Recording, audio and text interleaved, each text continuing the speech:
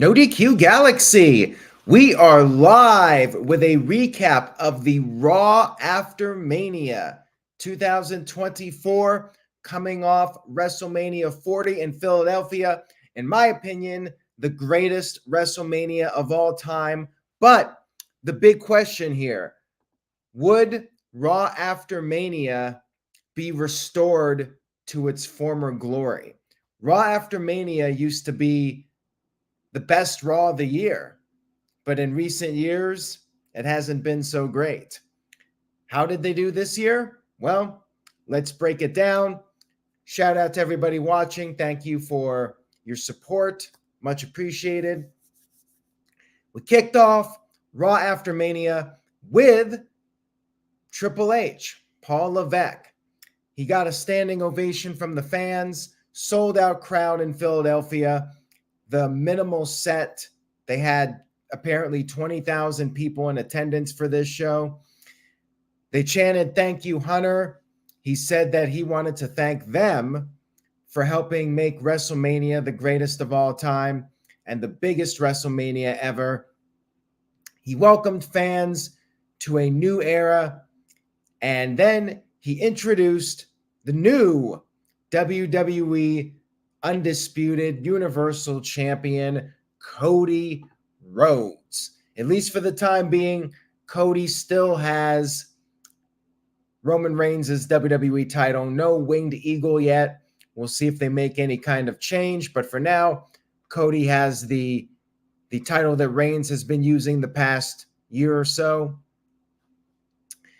We had Cody in the ring with Triple H, and Triple H had a video that was put together for Cody. There were monitors at ringside so the fans could watch since there was no Titantron.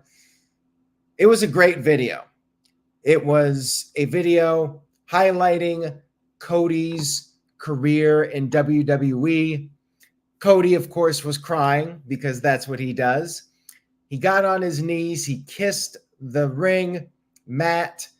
And then he asked Samantha Irving to once again introduce him, and that she did. Big pop for that. He cut a promo about winning the title. He gave props to Roman Reigns. Crowd chanted, "Thank you, Roman," which is quite the turnaround. If you remember 7 years ago at the Raw After Mania, they were chanting, "F you, Roman." This year, they were chanting, "Thank you, Roman."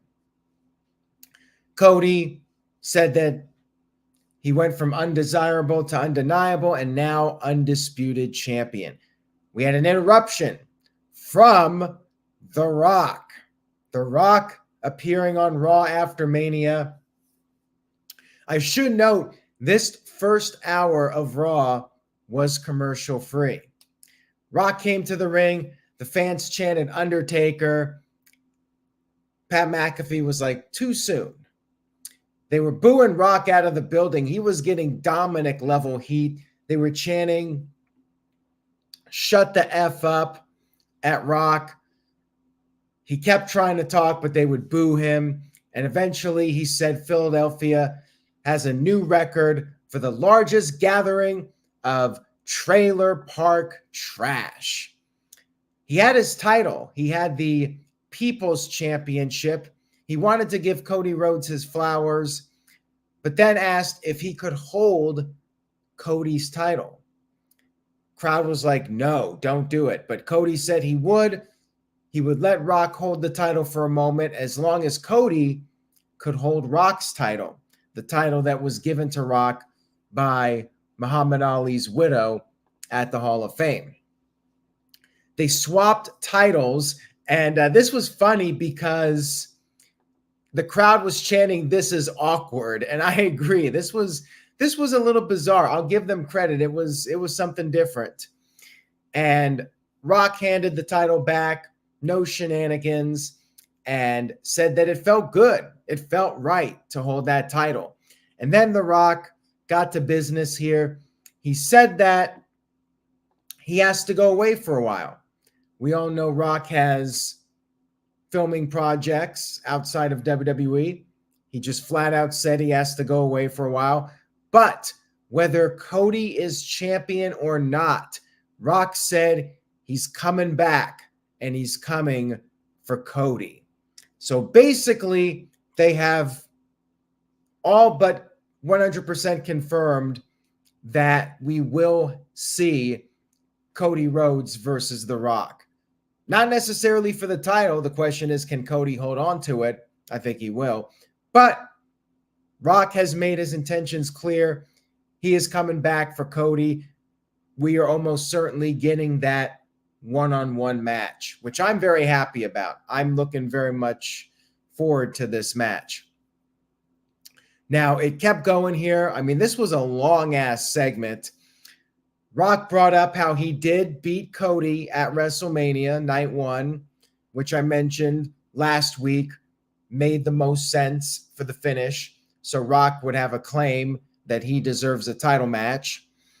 And Cody brought up how The Rock is literally his boss. And Cody said he is the fans' champion, and he's also Rock's champion.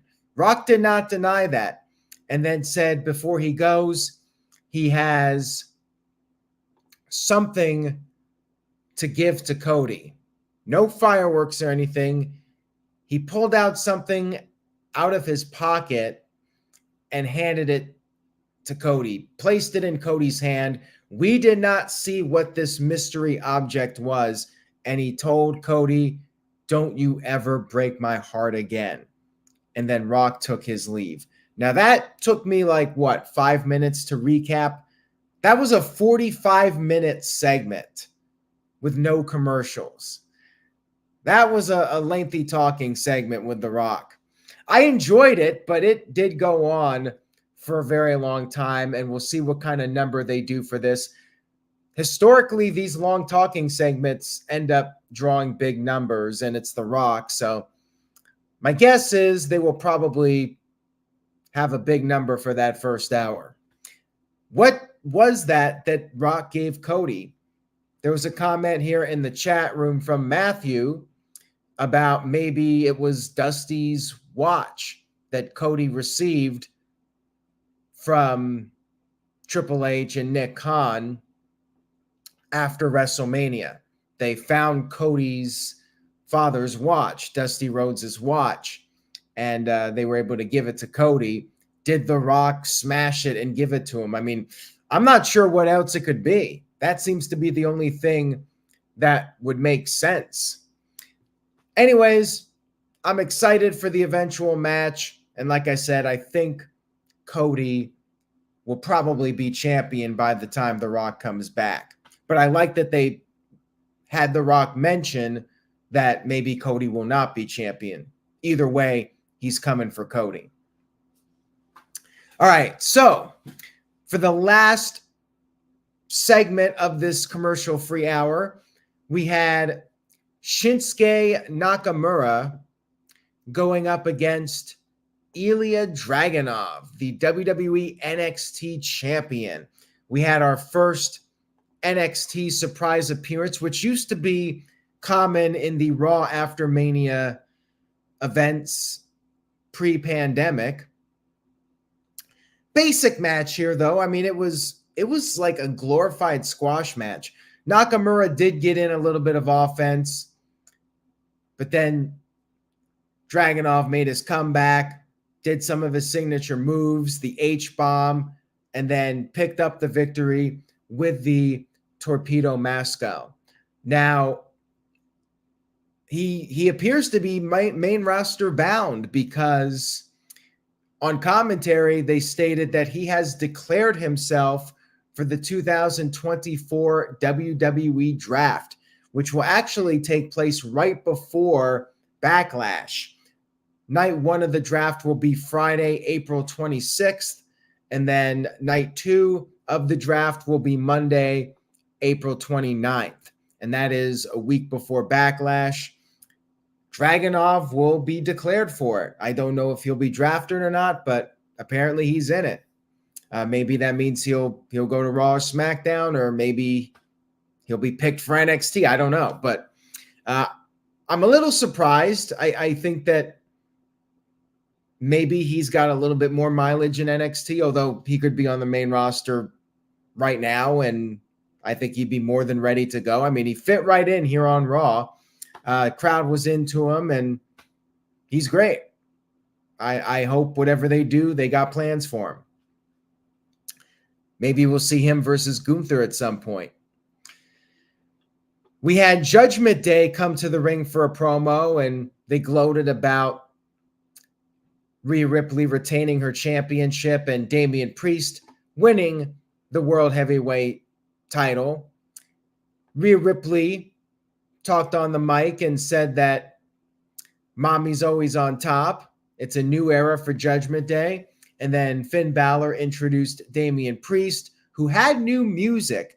And this one I thought was pretty good. I don't know if it's Def Rebel or if it's a band that performed the song. It might have been a legit band because I actually thought it was good. So if it wasn't Def Rebel, it would not surprise me. If it wasn't Def Rebel, I mean, I would not be surprised whatsoever. Then we had Damian and Rhea Ripley hold up their titles. And as they were doing this, R-Truth snuck in and held up his tag team title. Great shot right there. That was awesome. R-Truth, once again, highly entertaining. As Matthew said, he's a national treasure.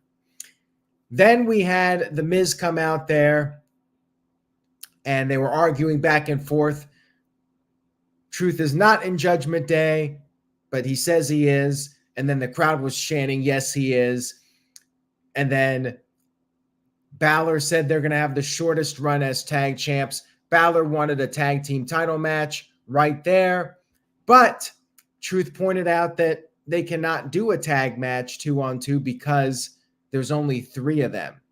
And Miz had to clarify that this third person is not Little Jimmy.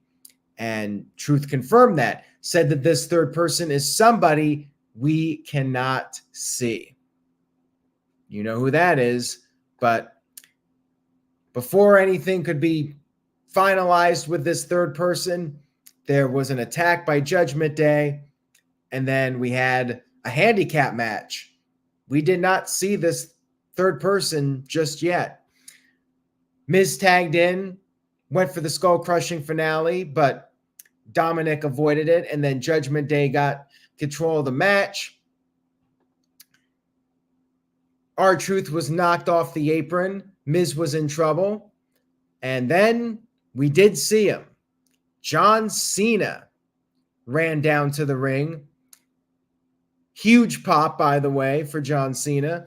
Came in there, and the 3 of them, Cena, Miz, and R-Truth, did a triple 5-knuckle shuffle, or a 15-knuckle shuffle, as Michael Cole put it. And then the 3 of them did stereo attitude adjustments and pinned Judgment Day. Poor Judgment Day, looking like chumps here, but John Cena comes back. He didn't take any bumps because he's got his pacemaker series that he's going to be filming soon. Don't want to risk that, but it was cool to see John Cena here as a little bit of a surprise. And he did appear on Pat McAfee's show, and he noted on that show that he will be back at some point. Maybe not till the end of the year, but he does plan on coming back to WWE by the end of the year. And maybe we'll get John Cena going for that one more championship run. Maybe he'll go for that 17th title in 2025. Michael sent in a $2 super chat. Thank you for that, Michael. Says, damn, I had money on Aaron not liking the new song. It was decent. It was better than Bayley's song, I will say that much. And better than a lot of the newer theme songs that we've heard in WWE as of late. And yes, we actually got to see The Miz and John Cena working together That was something unique. Backstage, Rhea Ripley was attacked by Liv Morgan. So it looks like we are going to see Liv Morgan get a title match against Rhea Ripley, probably Backlash, but maybe sooner. And then we had Indy Hartwell going up against Roxanne Perez, the NXT Women's Champion. Another NXT surprise appearance. Basic match here. Roxanne going right after Indy, slapping her. Indy started to make a comeback, and then Candice LeRae tripped Indy, or not Indy, she tripped Roxanne. Indy did not appreciate that Candice was interfering, and then Roxanne raked the eyes while the referee was distracted, and then picked up the victory with Pop Rocks. Candice was not happy. Shout out to Michael, who sent in a $2 super chat. Thank you, Michael. There's a thumbs up for you. Says, will the Money in the Bank winner be the one to beat Rhea Ripley? I think it depends on Jade Cargill. If they're high on Jade, maybe Jade wins Money in the Bank, although I don't even know if she needs it. I'm not sure at this point who would be the right choice for Money in the Bank. That's a great question. And would that person be the right one to beat Rhea, or should they go after Bayley? We'll have to wait and see on that one. Roxanne is another one that I mentioned this over the weekend. She could be on the main roster right now, but they just turned her heel, and I feel like they can explore that aspect of her character for a while and give her another good 6 months and see where the heel character goes. Same thing they did with Braun Breaker, turned him heel, experimented, just trying different things with him. They have such high hopes for him and her that you want to explore all the options of the character before you put them on the main roster. We had Natalya backstage confronting Roxanne, and they are going to have a match on NXT. Then we had a video package for Sheamus. Sheamus is returning to WWE. Happy to hear that. He has been missed. I've always liked Sheamus, and I think he has thrived under the Triple H era, or the semi-Triple H era, when Vince was still reportedly calling some shots. Had some bangers in 2022 and 2023. Shout out to Hamp Kano, who sent in a $5 super chat. Says, today in history in 2013, Dolph Ziggler cashed in Money in the Bank on Alberto Del Rio and won the world title. His career went downhill from there. Yeah, that really sucked for Ziggler. He got one of the biggest pops of all time winning the title, and then they never really pushed him at that level. He was in the same spot as like Jack Swagger or even Alberto Del Rio, like a mid-card guy holding the world title, but they never really intended on pushing him like a world champion. We had Sami Zayn come to the ring for a celebration as the new Intercontinental Champion. The fans sang his song. He was touched by this. He praised Gunther, 666 days as champion, called him the best Intercontinental Champion of all time. And he gave a shout out to Kevin Owens, said that Owens and his wife and his son, all of them helped him get through and win the title, and also the fans. Imperium interrupted. Kaiser was ripping into Zayn, calling him a bum, and then they wanted to attack Zayn, but then Chad Gable made the save, and this led to a tag team match. Chad Gable and Sami Zayn versus Imperium. Good match here with these guys. Imperium had the upper hand for a while, and then Zayn busted out the Blue Thunder Bomb. Did not go for a cover. Instead, he went over and tagged in Chad Gable, and Gable came off the top with a headbutt, but Vinci kicked out. And then he did some suplexes. Vinci was able to avoid Gable's moonsault. Kaiser tagged in. They hit the Imperium bomb, but Zayn broke it up. And then Zayn and Gable did some stereo German suplexes, and Zayn applied an ankle lock. That got broken up. And then Zayn hit the haluva kick and decided to tag back in Gable so Gable could get the glory. Gable pinned Vinci with Chaos Theory. Good match here with these guys, and more on them in just a moment. Javant sent in a $5 super chat. Thank you for that. I appreciate it. Says, the draft is returning. Will this new era finally make the brand split something again? I feel like it'll probably be what it has been. I think that they'll be strict with it for the beginning, but then by WrestleMania season, they're like, whatever, and people just show up on whatever show. I don't think that's going to really change too much.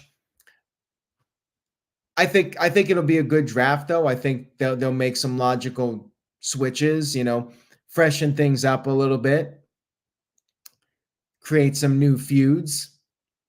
But yeah, I don't think they're gonna be really strict with the draft. I think that they'll change the rules whenever they see fit. I really don't see that changing. Next up, we had Adam Pearce backstage with Nick Aldis and Ava Rain, the general managers of each brand. Chelsea Green interrupted. She was mad about not being at WrestleMania, so they revealed that they had booked a match for her. And that match was Chelsea Green versus Jade Cargill. And Jade made very short work of her. Literally 2 moves, pump kick and jaded. The question is, are they going to make Jade the female Goldberg? I mean, people said that about her in AEW, that they were booking her like a female Goldberg. And here she won a quick squash match. So, hey, we'll see what they do. Maybe they are going to make her the female Goldberg. Shout out to This Guy Experience, who sent in a $2 super chat. Says, where is Otis and Nikki Cross? I hoped Big E returns. Otis was on this show in a backstage segment, which I'm about to talk about. And Nikki Cross did appear over the weekend. I forgot which show it was, but she did make a backstage cameo. So she's still around. They're not doing anything with her. And, Big E, he is erring on the side of caution. He's not in any kind of rush to return. I think he wants to think about his long-term future and not take an unnecessary risk. He's got to do what he thinks is best for him. Will he be back? It's wrestling. Never say never, but I respect whatever decision he makes. It's his life. He's got to put his own well-being first and foremost. So we had Alpha Academy backstage. Otis was there, but then Zayn wanted the room. So we had them leave, and it was just Zayn and Gable. Zayn joked around saying that Gable got his favor when Zayn let Gable get the pin in the tag match. But when Gable got upset, Zayn said he was just joking. He held up the title and said Gable can get his match for the championship next week in Sami Zayn's hometown of Montreal, Quebec, Canada. Montreal has been an awesome crowd in recent years. So I'm looking forward to next week's Raw just because it's going to be a hot crowd. They're always on fire. They're one of the best WWE cities. Should be a fun atmosphere next week. We had Drew McIntyre come to the ring for a promo. He said what happened with him losing the world title was complete BS, and he referred to Damian Priest as the bondage Undertaker, and then brought up how CM Punk, that prick, screwed it, caused the whole thing. He called the Money in the Bank briefcase a joke. And then he called CM Punk a coward. Jey Uso interrupted, and we had our main event match. Drew McIntyre versus Jey Uso versus Bronson Reed versus Ricochet. Really good main event match here to determine the number one contender for the championship that Damian Priest now has. Jay's ribs were taped up, selling the spear off the stage at WrestleMania to Jimmy. And Ricochet was tossed around early on. McIntyre tossed him. Then Bronson Reed tossed him around over Drew McIntyre, for that matter. And then we had some meat slapping meat with McIntyre and Bronson Reed. And then Jay and Ricochet did some dueling super kicks. And then we had Drew McIntyre and Bronson Reed on the outside of the ring. Bronson Reed was laid out on the table. And then Ricochet saw an opportunity and he did a springboard 450, putting Reed through the table. The crowd chanted, "Holy shit." And then back in the ring, McIntyre went for the Claymore. But then CM Punk grabbed the foot of Drew McIntyre, and Jey Uso took advantage. Jey Uso hit the spear and pinned McIntyre with the Uso splash to become the new number one contender. No surprise here. I mentioned that McIntyre will probably get his match in June in Scotland. That's where it makes sense to get his rematch in front of his home countrymen. In the meantime, you can put in Jey Uso, main event Jey Uso, and maybe Damian Priest can get a solid win as champion. I mean, Jey could take an L, and that'll elevate Damian Priest and set him up for Drew McIntyre. That's where I expect it to go. They're continuing the CM Punk storyline, even though I'm thinking Punk is still probably several months away from being able to return. Nonetheless, they're keeping him around, keeping him on television, and building up heat for whenever the eventual McIntyre-Punk match takes place. Maybe SummerSlam if Punk can get cleared in time. So that was Raw After Mania, and I think it was a great Raw After Mania overall. I don't know if I would say it was the best Raw After Mania. The crowd did seem pretty hot, but I don't remember a hotter crowd than like 2013, that year that Ziggler won. This was a good crowd, but I wouldn't say they were an all-time great crowd. But it was a fun show. And shout out to Jason XP. Off topic, but do you think WrestleMania 36 could have been one of the greatest WrestleManias if there were fans? Maybe. I mean, Edge's comeback match would have been huge. Brock Lesnar and McIntyre would have been great with fans. Roman Reigns, Goldberg, don't know about that one. But yeah, I think it would have been a pretty solid WrestleMania. It would have been interesting to see what AJ Styles and The Undertaker would have produced in the ring. I think it would have been a good WrestleMania. Psycho Jet Black sent in a $5 super chat. Thank you for that. Says, do you see a chance of Triple H getting mad at someone for getting themselves over with the crowd, like Vince getting mad at Zack Ryder and Rusev? That's a great question. I don't think so. Triple H comes off to me like a guy that will push you if you're organically getting over. Exhibit A, LA Knight.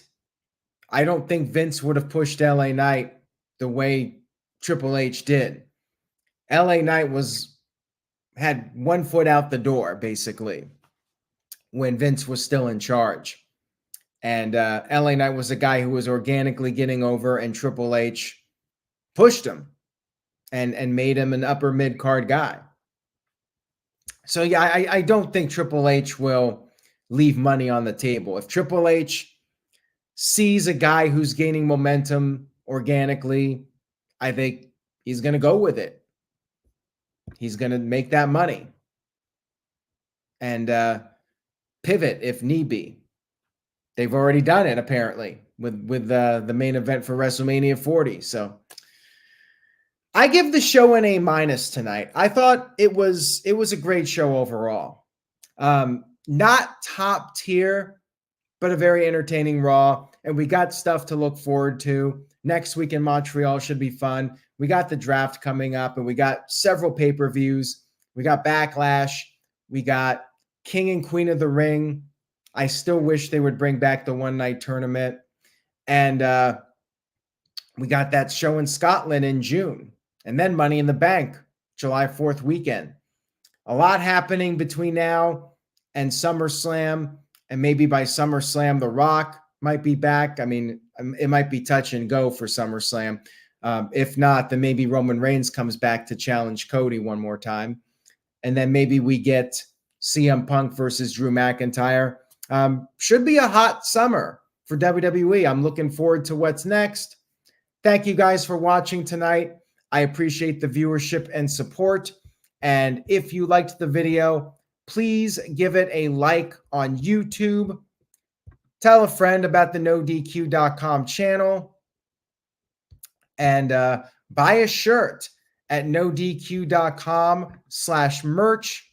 Now, I do want to address this real quick. Tiger sent in a €2 super chat. Thank you for that. Says, will AEW's pathetic rating ploy affect Punk in WWE? I don't know what the footage has, but I think the general consensus is that CM Punk was the aggressor in that Jack Perry incident, and he got fired for it. I mean, I think that the video footage is not necessarily going to show us anything that we all already don't know. What I'd like to see, and apparently they're not going to show it, I would like to see the moment where Tony Khan feared for his life. I want to know what was so horrible that Khan was scared he was going to die. That's what I want to see. But if it's just CM Punk yelling at Jack Perry and then putting a chokehold on him, I mean, we already know that information. So I really don't think that it's going to change anything. But yeah, I'm very curious as to what the presentation of that is going to be on Wednesday, because the Young Bucks are heels right now, but they're going to be standing up for AEW. Is this a setup for Jack Perry returning? I mean, where are they going with this? Guess we'll find out on Wednesday. We'll see if the ratings ploy works and they get the numbers. And will it make people think higher of AEW?